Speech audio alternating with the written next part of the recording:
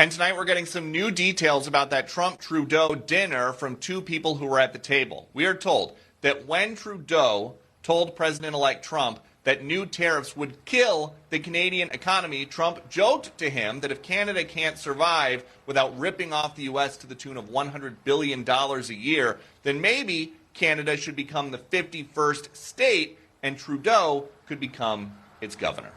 Brett. This is my video update on this Tuesday, midday, December the 3rd, coming to you from Athens, Greece.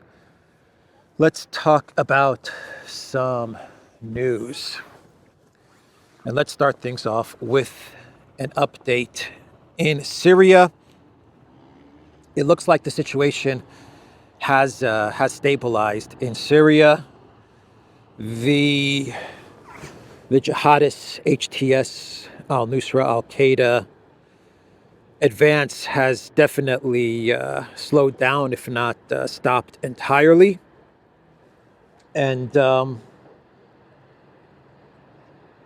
Syria is getting a lot of support from Russia, from Iran, from Iraq.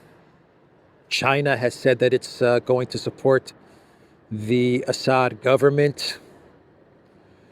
We are getting reports that there's going to be some sort of a negotiation that's going to take place in Doha between Turkey and Syria, Erdogan and Assad.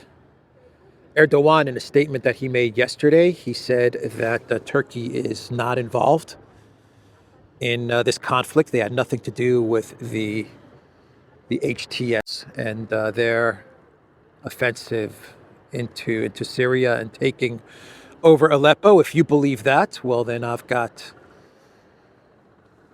a stadium in Greece to sell you. But that's what Erdogan said. Actually, let me read you his statement from yesterday. Erdogan, he said, "Our greatest wish is for Syria's territorial integrity and national unity to be preserved and for the conflict to end with consensus in line with the legitimate demands of the Syrian people." Erdogan said that he supports the territorial integrity of Syria. That was his statement from yesterday. The foreign minister of Turkey also said that they have nothing to do with what is happening in Syria. But we are going to get a meeting in Doha. That's how it looks with Erdogan and Assad. And Erdogan has been wanting this meeting for a while now. Assad has been against this meeting with Turkey. Assad's position is that Turkey needs to stop interfering in Syria, to stop occupying parts of Syria, and then he would sit down with Erdogan. But now it looks like Assad is going to have to sit down with Erdogan. It appears that Russia and Iran are putting pressure on Assad to take this meeting with Turkey in Doha. So it would be Assad, it would be Erdogan, Russia would be there, Iran would be there, and of course Qatar would also be present. A lot of diplomacy taking place. I believe the Iranian foreign minister was in Turkey the other day, and I know that Lavrov, he's also been in contact with the foreign minister of Turkey. So Erdogan's position is we had nothing to do with this. Of course, everyone knows they had something to do with this. They probably had a lot to do with this, along with the United States and Israel. I don't think this is a secret. But that's going to be Erdogan's position, and everyone's going to play this game. Everyone is going to look the other way and nod their head as Erdogan says that we weren't involved in any of this that is happening in Syria, and we want the territorial integrity of Syria to be respected, and everyone's going to nod their head along with Erdogan and look the other way as to what Turkey is doing in Syria. And the reason is that Erdogan understands that he has leverage, especially over Russia, and Russia understands this as well. And so they're going to go along with negotiations between Assad and Erdogan.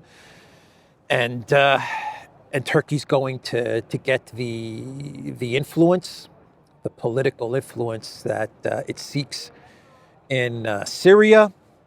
Assad's gonna have to, the way it looks, Assad's gonna have to accept this reality, and that's just the way it goes.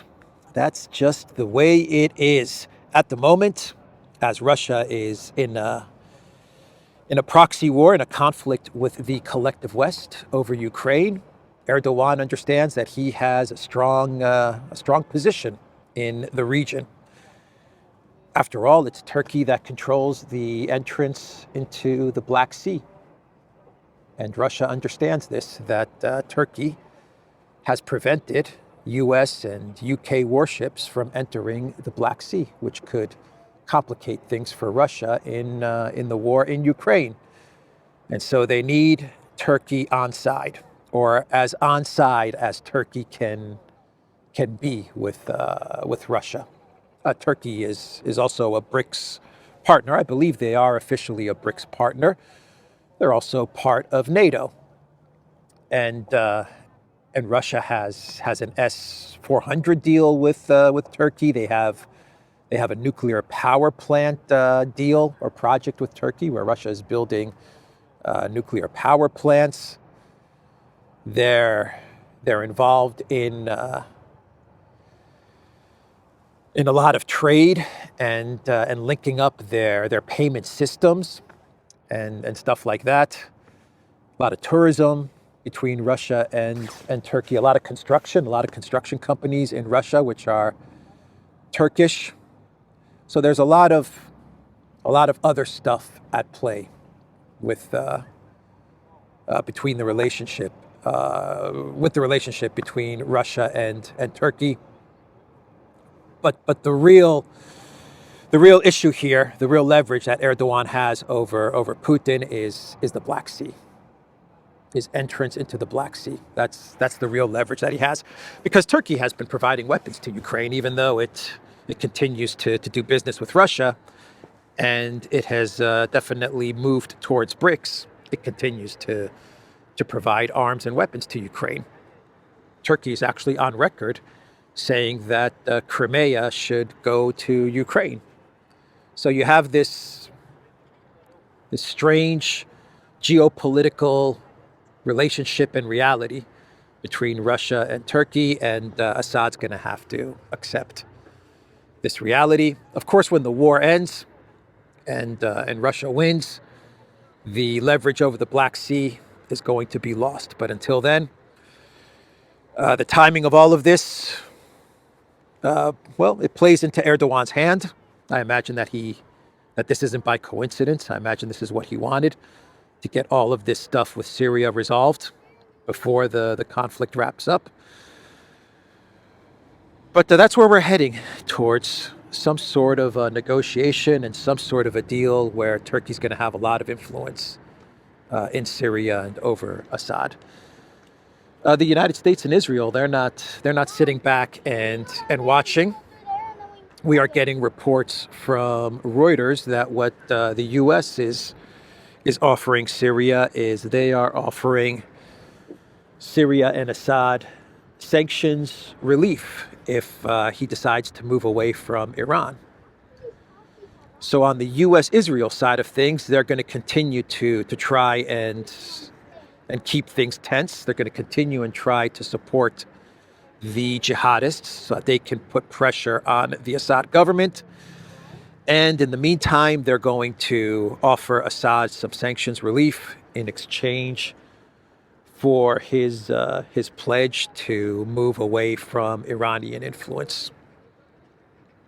So that's the situation in Syria at the moment. Of course, everything can change, but we'll be following things closely.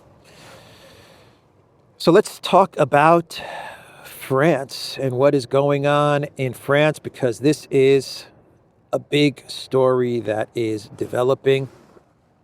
The government of Barnier will most likely collapse in the next couple of days. And this could spell trouble for the EU and for the Eurozone.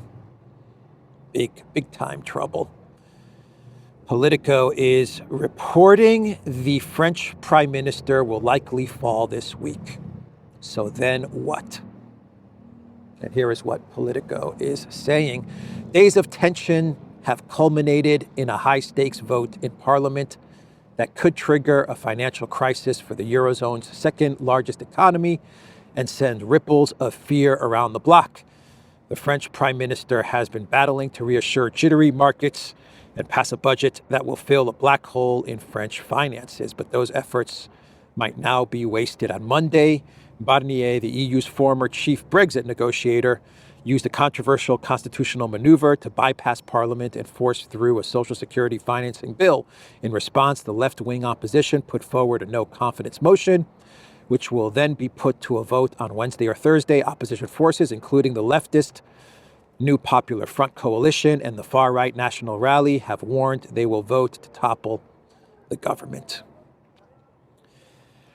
Yeah, so instead of having a vote on this budget, because Barnier felt that the vote would not pass Parliament, he decided to bypass the vote and to push this budget through. But by doing this, it triggered a no-confidence vote in his government, which was expected. All of this was expected.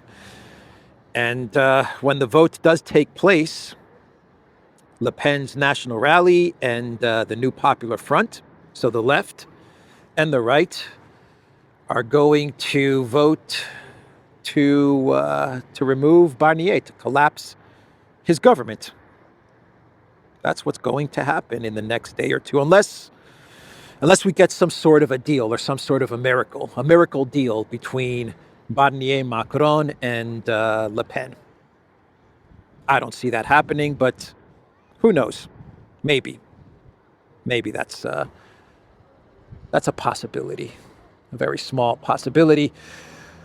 But you can't go to elections either, from what I understand. If Barnier's government does collapse, Macron cannot call elections.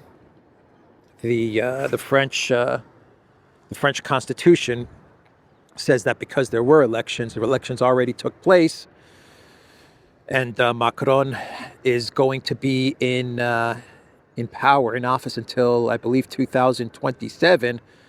He can't call new elections if he remains in power.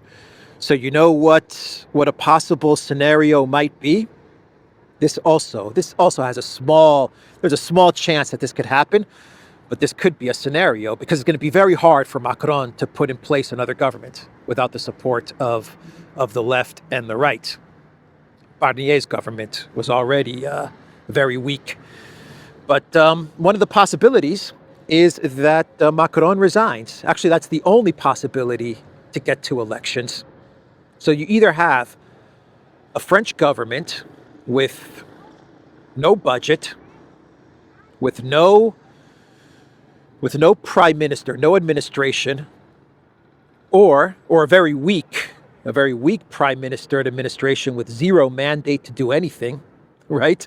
If he decides to put together another Barnier type of government, it's going to be weak. It's going to have no mandate to pass anything. So you either have that scenario, or you have a scenario where Macron resigns, and that's the only way you can get to new elections. That's it. What a mess. Even Politico says that you can get to elections if Macron throws in the towel and resigns, which would trigger a fresh presidential election. He has firmly denied that's on the cards, but more and more voices are calling for him to step down. What a mess. And a big problem for the Eurozone. Could this be something like what happened in Greece? In Greece in 2010, 2009, 10, 11, could we be looking at another big Eurozone crisis? Most likely not, but Politico is saying that the political crisis couldn't come at a worse moment. France is weakened by a tremendous deficit that Barnier was trying to rein in with massive spending cuts and tax hikes. The collapse of Barnier's government is already scaring financial markets. So much so that on Monday they considered Greek bonds a better credit than French bonds.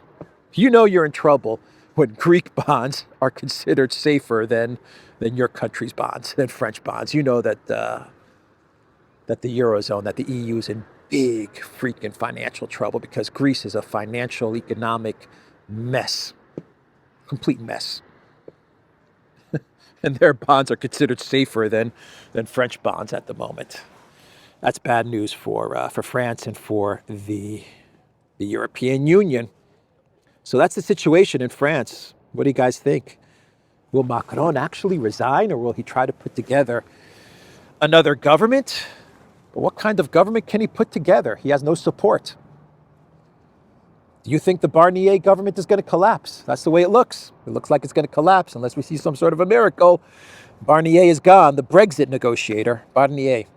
These guys just rotate into different jobs in the globalist architecture of things.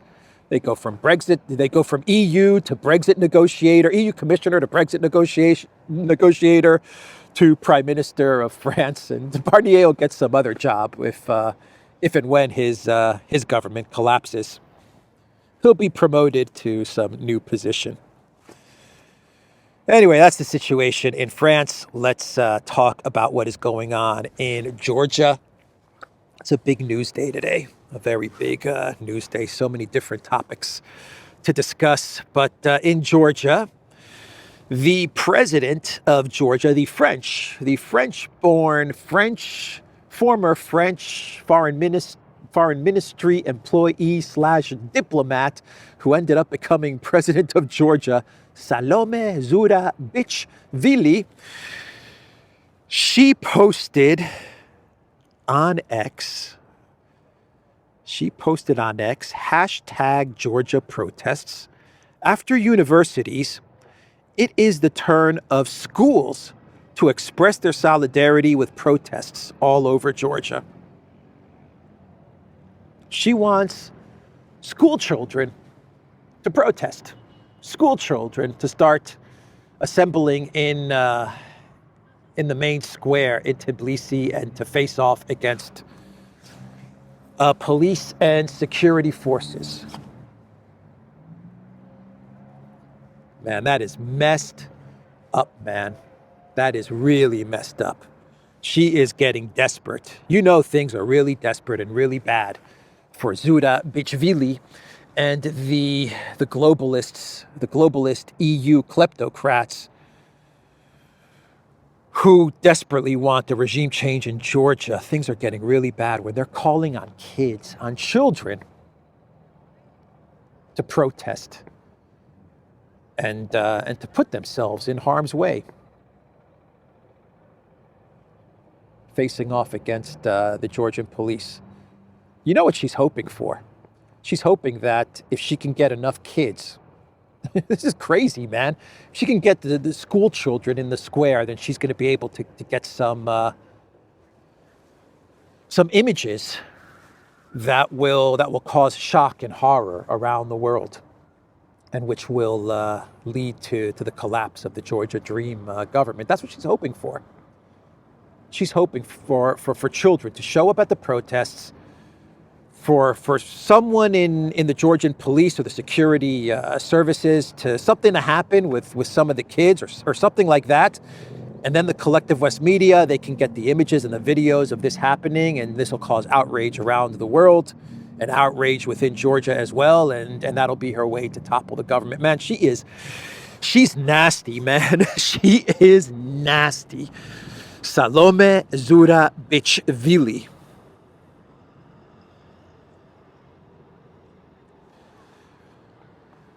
We actually have cookies now in Georgia as well. Now, I can't confirm this 100%. This could be a video from a different protest at a different time, or maybe even a different country. I can't confirm that this is Georgia. But we're getting a lot of videos which claim, and I want to be very clear, this could be a different video from a different time, from a different event. So I just want to be clear about that. But we are getting videos which show NGOs, what they claim to be NGOs, passing out cookies to protesters in Georgia, which they claim are recent photos and videos. I can't confirm this. I don't know if this is real or if this is from some other time or some other place, but I'm just throwing it out there because if this video footage is legit, then there you go. We got our cookies. The only thing we're missing then is Newland. Oh my God. I would not be surprised, man, if in the next couple of days Newland's walking the streets of Tbilisi, passing out cookies and sandwiches and ice cream. Did she pass out ice cream in Maidan? No, she didn't pass out ice cream in Maidan. So she'll just be passing out cookies and sandwiches and bread. She says she passed out bread in Ukraine in 2014. I would not be surprised if that happens in the next couple of days. After all, she is on the board of a big NGO, the National Endowment for Democracy. So who knows? Maybe they're going to tell her who has experience in passing out cookies during one of our regime change operations. They're going to be sitting at the boardroom table, and the other board of directors will go, "Hey, Victoria, didn't you do that in 2014? Yeah, let's get Vicky a ticket to Tbilisi, and let's give her a suitcase with cookies and homemade treats to pass out to the protesters." So that's the update on Georgia. Let's now move on to one more thing about Georgia. I'm not done yet. Not done yet. This is the best part of my Georgia segment. This is my clown world part to my Georgia news update. The Baltic states, they are sanctioning Georgian officials. Yep. Lithuania, Latvia, Estonia, they have sanctioned Georgian officials. And you know what this means? This means that members of the Georgia Dream government cannot travel to the Baltics. Oh, they must be shaking in their boots, Georgia Dream officials. They must be really worried at the fact that they cannot travel to the Baltics. Yep. They're going to resign. With this news, I imagine that Georgia Dream's just going to resign. They're going to say, we can't travel to the Baltic states. Okay, we're stepping down. We're stepping down. You guys beat us. You guys win. All right, let's talk about Annalena. I was going to say let's talk about what's going on in Ukraine. Not yet. Not yet. How we doing on time? All right, we're doing okay. This is going to probably be a long video, but Annalena Baerbock, Annalena 360, traveled to China. And Annalena,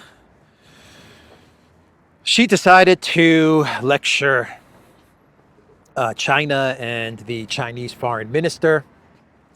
And in her statement, she basically said that China is being bad by supporting Russia. And the way to peace is for China to ditch Russia and join the collective West, come to the dark side. That's pretty much what Annalena said. She travels all the way to China.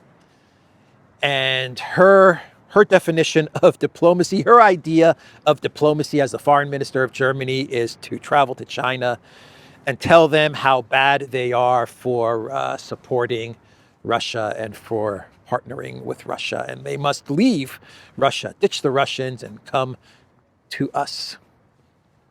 And China did not appreciate this statement from this behavior from Annalena. Very disrespectful. Things were so bad, so tense between China and Annalena Wang Yi and Annalena Baerbock, that they actually passed up on issuing a joint statement. No joint statement. They were going to speak to the media, have a press conference, and they actually told the German reporters, the Chinese officials told the German reporters to leave the room as Annalena was lecturing China. That's how upset they were. So they kicked out, from what I understand, they kicked out just the German reporters who were with Annalena on this trip. They did not like what she was saying one bit. So now we can get to Project Ukraine. And the BBC, they are reporting that the Ukraine military in Kursk has been ordered to hold on to whatever they can hold on to in Kursk until January 20th, when Trump enters office. Ukraine's exhausted troops in Russia told to cling on and wait for Trump. That is the title of the BBC article. The BBC, they were given telegram messages and text messages from Ukraine soldiers in Kursk, and that's how they were able to report on the situation in Kursk, which the BBC says is going very badly for the Ukraine military.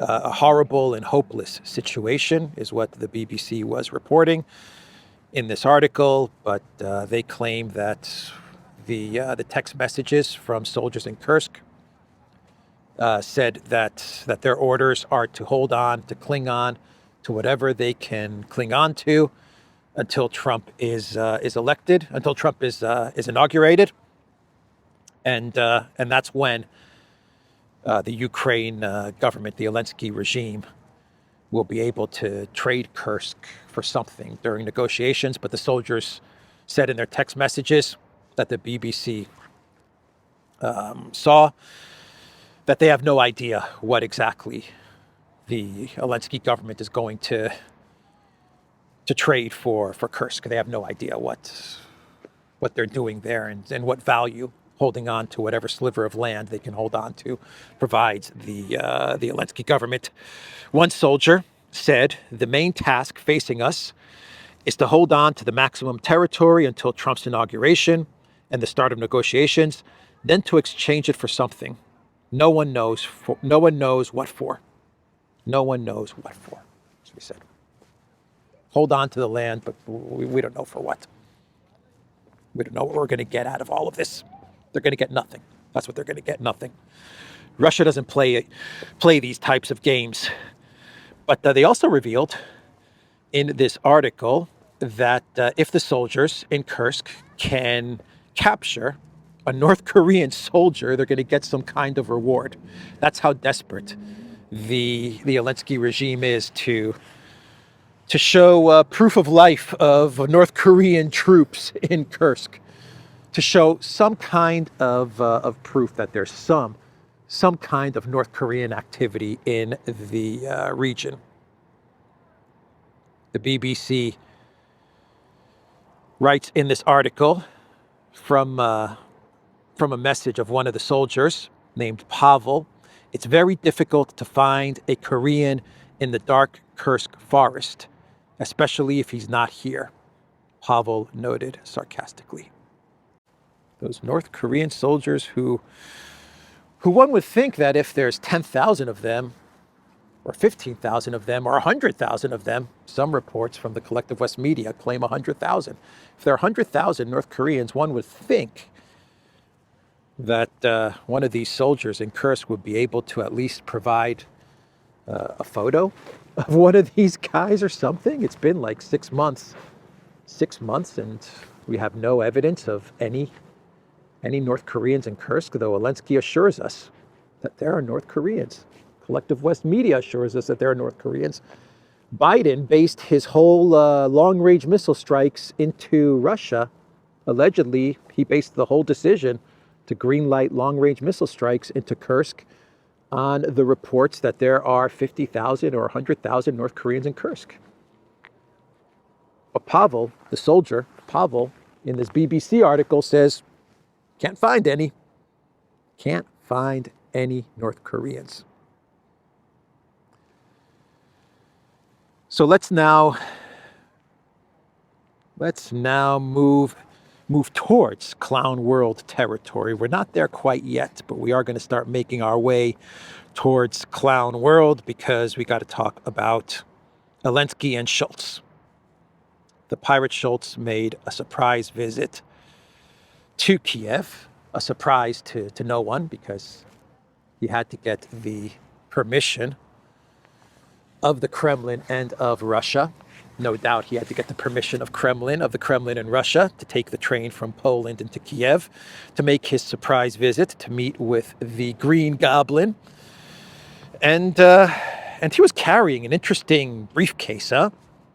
He got off the train carrying a big steel, metal, whatever, briefcase. And I'm not sure what was in the briefcase, but it wasn't anything heavy. Scholz is not a big guy, by the way. Scholz is a little guy. Doesn't look too strong, but he was carrying that briefcase with no problem. So whatever was in that briefcase must not have been heavy. Perhaps papers, documents, plans. I don't know. Money? I don't know. But it wasn't anything heavy, that's for sure.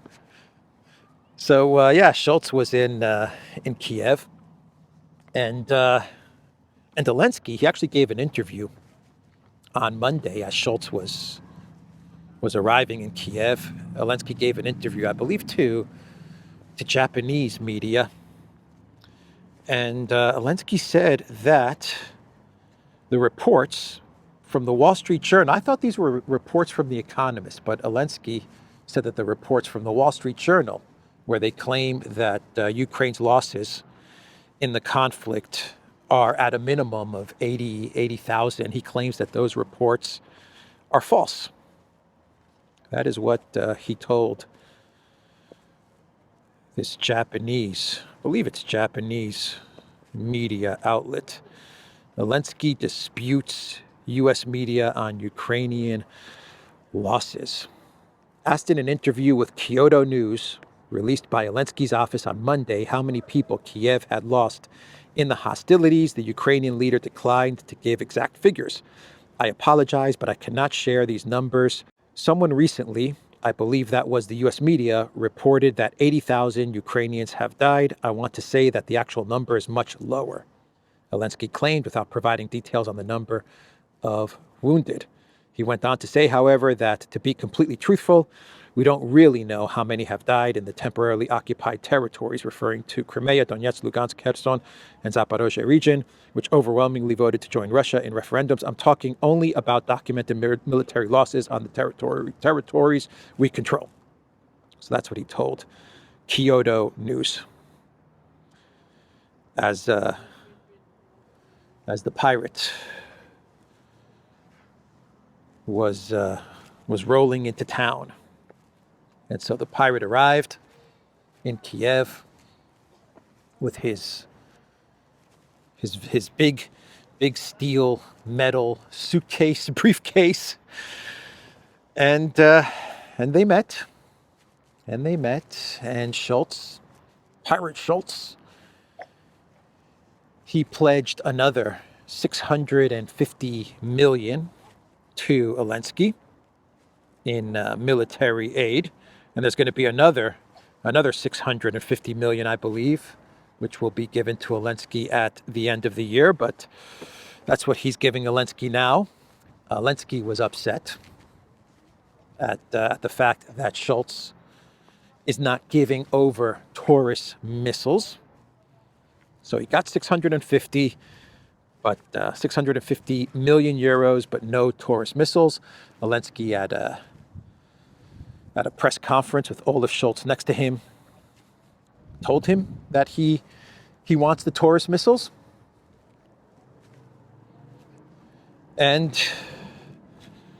Zelensky also insulted Russia at this press conference. I'm not sure what the word that he used was. One of the reporters asked Zelensky about Russia. What should Russia do, or what is Russia going to do? Some sort of question like that. And Zelensky said that Russia can go to bleep or something like that in Russian or in Ukrainian Russian. I don't know. I'm not sure what the word he used was, but he threw an insult out at Russia. And what else? And then Zelensky said to the media that they have information. The Zelensky regime has information on North Korean troops in Kursk, but they just don't have any proof. They have information that there are North Korean troops in Kursk. He actually said that they have information that North Korean troops have actually been injured fighting in Kursk. That's what he said. And they just don't have any proof of that. They have the information, but they don't have the proof. So he said that as well. That's it. That was the meeting between Pirate Scholz and Zelensky. That was the press conference. Oh, Pirate Scholz said that Germany's going to support Ukraine for as long as it takes. He said as long as it takes, Germany's going to support Ukraine. And what else did the pirate say? I think that's it. For as long as it takes. He said that Germany is going to remain Ukraine's number one supporter. Hey, matey, we're going to remain your number one supporter. That's what the pirate said.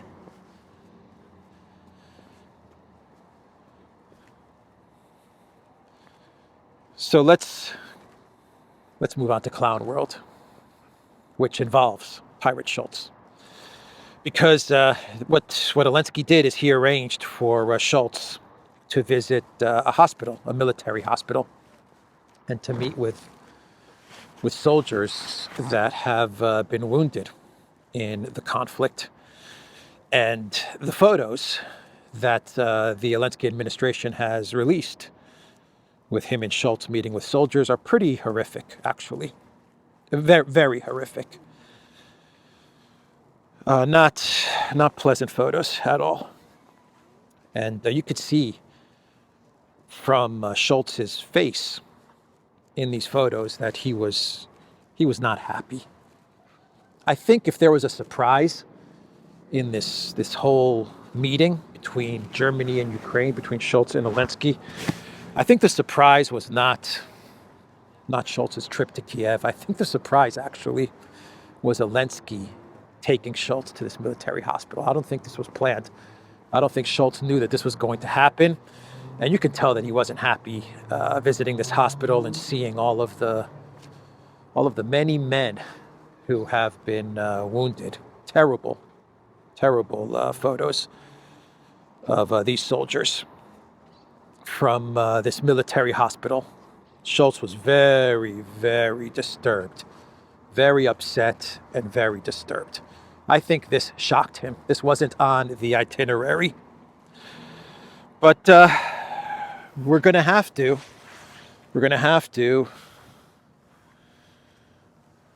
talk about the photo between Zelensky and Scholz, because this photo is becoming meme material. And it's a photo of Zelensky and Scholz. Zelensky with his arm around Scholz. And you can see Scholz's face. You can see Zelensky's face. Zelensky was happy, actually, walking through this hospital. It was really weird. Zelensky seemed happy. Scholz was disturbed. That's the impression that I got. And then you can see the photo that's making the rounds all over the interwebs of Scholz. Look at Scholz's face. And you can see Zelensky's face. Now, the photo is actually cropped. So I searched for the original photo, and the original photo is a wounded soldier, Zelensky in the middle, and Scholz. but they've cropped out the wounded soldier.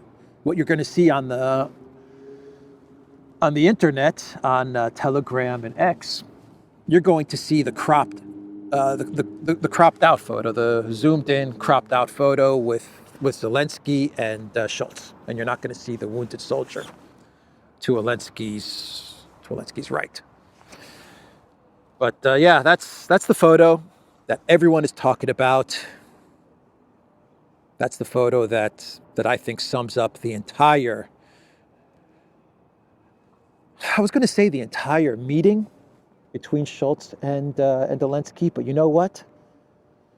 This photo sums up the entire 3 years of Project Ukraine, at least between Germany and Ukraine, Scholz and Zelensky. Zelensky has that face of I screwed you. That's Zelensky's face. His arm around Scholz, and Scholz has the face of just a defeated, an upset, defeated, shocked, mocked man, an empty man, a bitter man. And Zelensky has the face of you've been conned for the last 3 years. That's my read of things. Anyway, that's the photo. The event was not a good event, guys. I mean, when you go through the other photos that they released at this military hospital, it wasn't good. It wasn't good at all. Anyway, we have another clown world, and that has to do with Trump meeting with Trudeau. And this is Fox News. They are reporting that when Trump met with Trudeau the other day, that Trump told Trudeau that if Canada doesn't shape up, Trump said that Canada could be the 51st state of the United States. This is the quote from Fox News' Peter Ducey. We are told that when Trudeau told President-elect Trump that new tariffs would kill the Canadian economy, Trump joked to him that if Canada can't survive without ripping off the U.S. to the tune of $100 billion a year, then maybe Canada should become the 51st state and Trudeau could become its governor. That's pretty shocking. That's a pretty shocking statement. Here's the ex-account of Justin Trudeau's ego. This is not Trudeau. This is Justin Trudeau's ego.